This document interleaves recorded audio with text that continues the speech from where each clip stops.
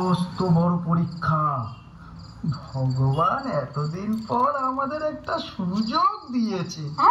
হ্যাঁ গো হ্যাঁ, যদি কাজটা ঠিক মতন করতে পারি গিন্নি, তাহলে তাহলে আমাদের আর কোনো দুঃখ কষ্ট থাকবে না। কি বলছো গো? কি পরীক্ষা গো? কি কাজ করতে হবে তোমাকে? সে এক মস্ত বড় কাজ গিন্নি, মস্ত বড় কাজ। যদি যদি ভগবানের কৃপায় করতে পারি। বলো না কি কাজ? কাজটা হচ্ছে ওই গায়ে গায়ে খুব ভূতের উপদ্রব হয়েছে। আচ্ছা। গায়ের উত্তর দিকে যে ওই বুড়ো অসত্য গাছ আছে, সেখানে নাকি ভূতের আড্ডা। সে কি গো? হ্যাঁ, ওই সন্ধ্যের পরে নাকি গায়ের উত্তর দিকে আতঙ্ক। তাতে কি হয়েছে? সেটা আবার কোনো কাজ হলো নাকি? হ্যাঁ গো, সেটাই তো কাজ। জমিদার বাবু বলেছে আজ অমাবস্যা রাতে যদি ওই অসত্য গাছের ডাল কেটে কেউ আনে, তাহলে সব ভূতেরা গা ছেড়ে পালাবে। সেই কাজটা করতে পারলে 100 বিঘে ধানে জমির মালিকানা পাওয়া যাবে, বুঝলে? এ তো খুব ভয়ানক কাজ, কেউ করতে পারবে না। পারবে পারবে, ঠিক পারবে।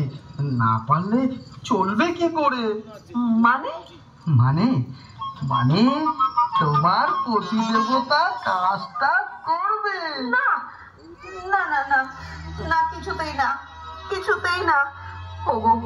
ওগো এই কাজ তুমি করো না, তুমি করো না। কি করব গিন্নি?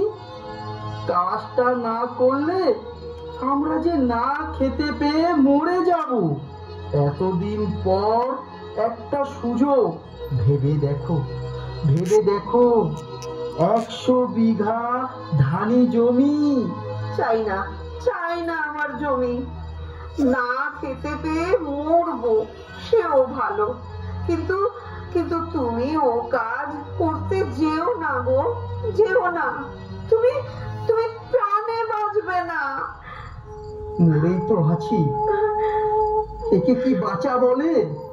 মরতে তো হবেই গিন্নি, 2 দিন আগে বা 2 দিন পরে। তাছাড়া আমি জমিদার বাবুকে যে কথা দিয়েছি। তুমি কি করেছো বলো তো? কি করেছো? হ্যাঁ গিন্নি, আমি এক প্রকার মন স্থির করে ফেলেছি। তুমি আর না করো না গিন্নি, যা হয় হবে। ভগবানের নাম করে আজই বেরোবো, বুঝলে? এখন চলো ঘরে চলো। হ্যাঁ চলো চলো।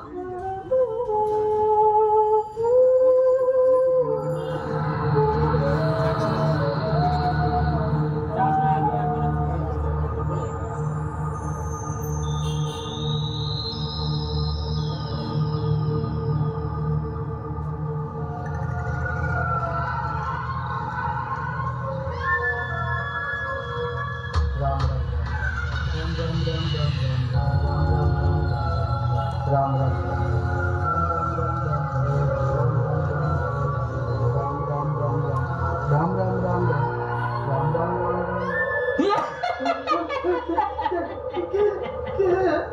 কে তুই এত রাতে এখানে কেন?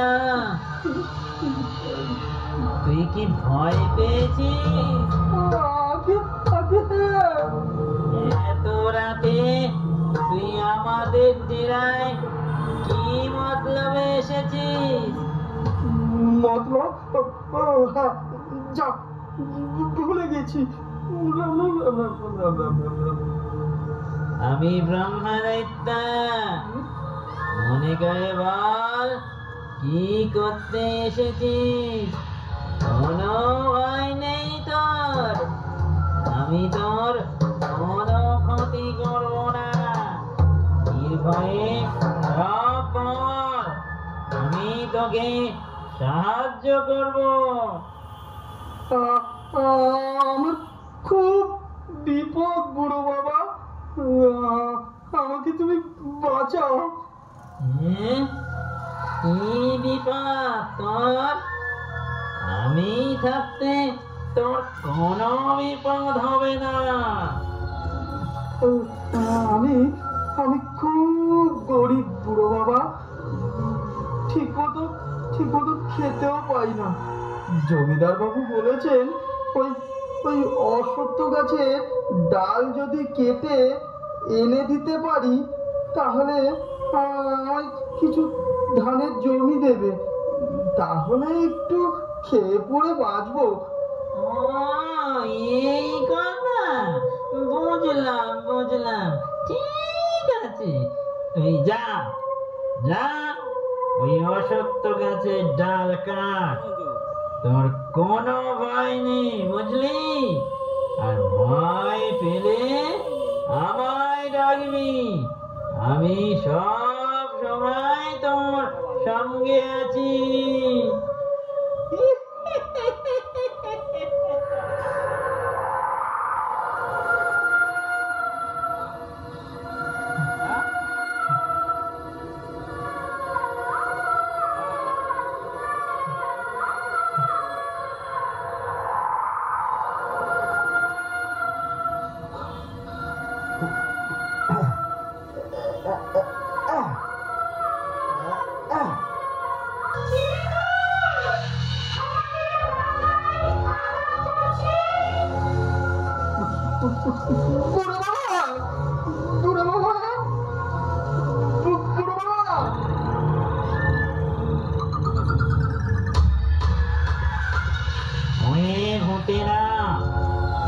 তোমরা ওকে একটা গাছের ডাল কাটতে দাও।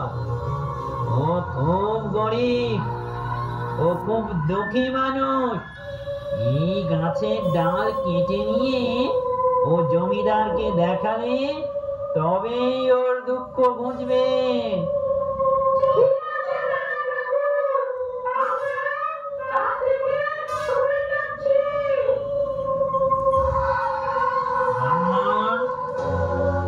এইবার তুমি গাছের ডাল কাটো, যাও। হ্যাঁ বুড়ো বাবা।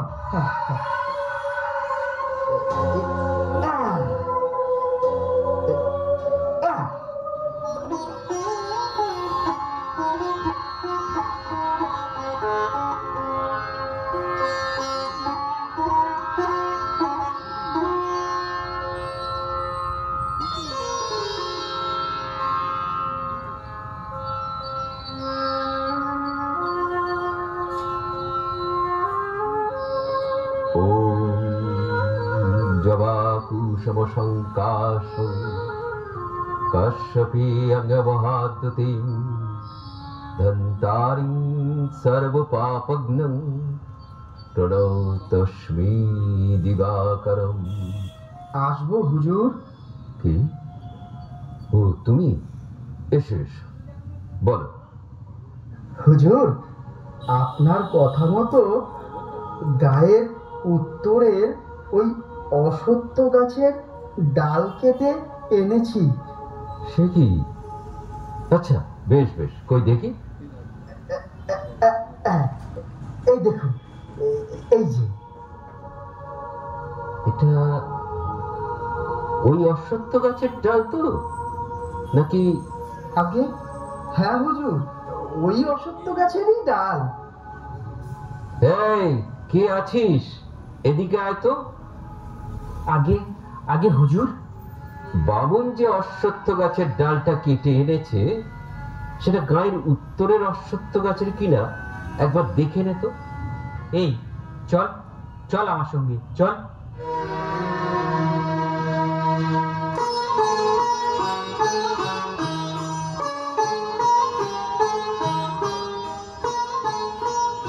জমিদারের হুকুম মতো পেয়াদা চলল অশ্বত্থ গাছের ডাল যাচাই করতে।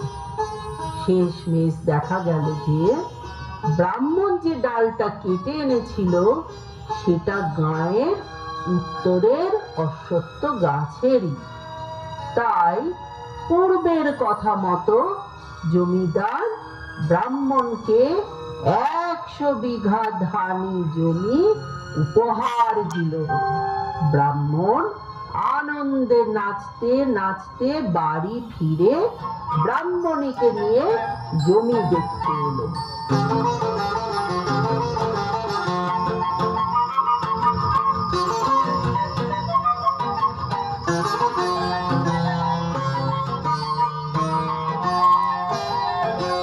দেখো গিন্নি, দেখো দেখো, তোমায় বলেছিলাম না, ভগবান ভগবান আমাদের কৃপা করেছে, আমাদের সুযোগ দিয়েছে। এখন মিলল তো আমার কথা? হ্যাঁ গো, তুমি ঠিক বলেছিলে। ঠাকুর আমাদের দয়া করেছে। জয় মা লক্ষ্মী, জয় মা লক্ষ্মী। সবই তোমার দয়া মা, সবই তোমার দয়া। আহা, যেদিকে তাকাই সবই যেন সোনা। আর এসব সম্ভব হয়েছে বুড়ো বাবা।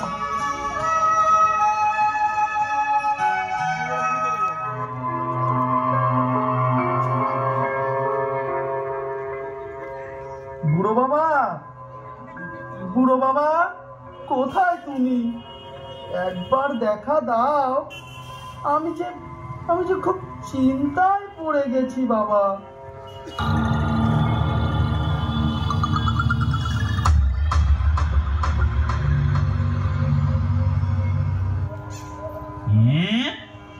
তুমি আবার এসেছিস? বল বল, কি করতে হবে? আমি সব সময় তোর পাশে আছি। তুমি খুব ভালো মানুষ। বুড়ো বাবা, বুড়ো বাবা, আমার 100 বিঘা জমির ধান সব পেকে গেছে। আমি এখন কি করে একা এত ধান কাটবো? ও বুড়ো বাবা, তুমি আমায় সাহায্য করো। ঠিক আছে, তুই কোনো চিন্তা করিস না, শান্ত হয়ে বাড়ি যা। তোর ক্ষেতের সব ধান কাল সকালে তোর উঠোনে পৌঁছে যাবে, বুঝলি? যা যা, এখন তুই বাড়ি যা। আর হ্যাঁ শোন, 100টা কাস্তে জোগাড় করে রাতের মধ্যে ওই অশ্বত্থ গাছের নিচে রেখে যাবি, কেমন? ঠিক আছে, ঠিক আছে বুড়ো বাবা।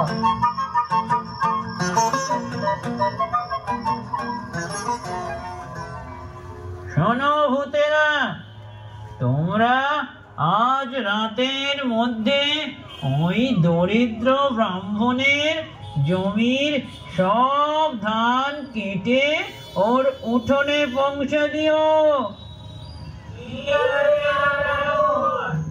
আর রাতের মধ্যে আমরা সব ধান কেটে ব্রাহ্মণের বাড়ি রেখে আসবো।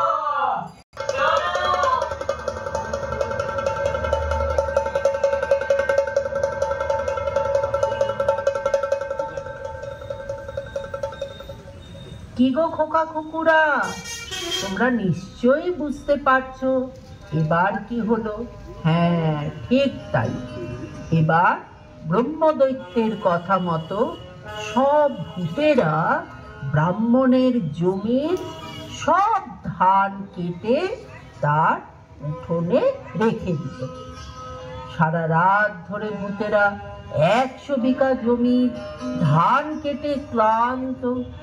তাই তারা সকাল হবার আগে বিশ্রাম নিতে চলে গেল।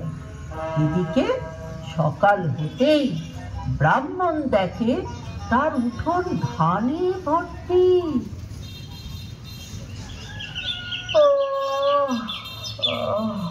হরে কৃষ্ণ হরে কৃষ্ণ, হরে রাম রাম রাম হরে।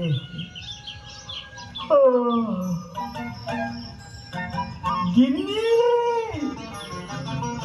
গিন্নি, দেখবে এসো, তাড়াতাড়ি দেখবে এসো। আমাদের আমাদের জমির সব ধান আমাদের উঠোনে। ভগবান, বুড়ো বাবা সাক্ষাৎ ভগবান।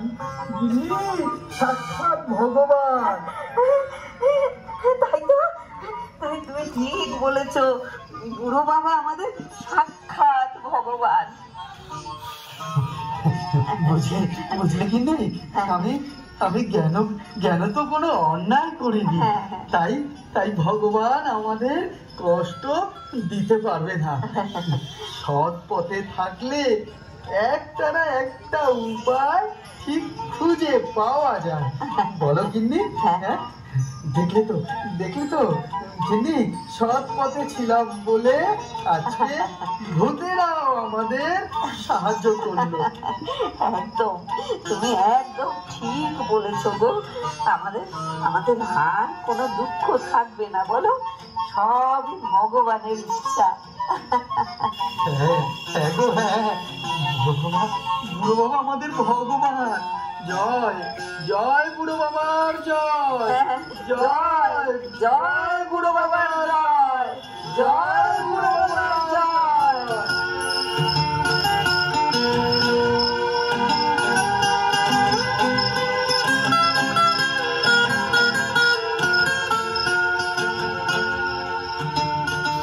দেখলে তো তোমরা, ব্রাহ্মণ শত অভাবের মধ্যে থেকেও বিপথে যায়নি। তাই আজ তার জীবনে এত বড় একটা সুযোগ এসেছে, আর সে সেটাকে বুদ্ধি দিয়ে কাজে লাগিয়ে বাঁচার দিশা খুঁজে পেল। এভাবে ব্রাহ্মণ ব্রাহ্মণী সুখে স্বাচ্ছন্দ্যে দিন কাটাতে লাগলো। ছোট্ট বন্ধুরা, আজকের গল্প এখানেই শেষ। আবার কোনোদিন অন্য কোনো গল্প নিয়ে তোমাদের কাছে আসবো। ততক্ষণের জন্য টাটা, ভালো থেকো সবাই। আমার গল্প পুরনো, নতে গাছটি মোড়লো। আমার গল্প পুরনো, নতে গাছটি মোড়লো। আমার গল্প পুরনো, নতে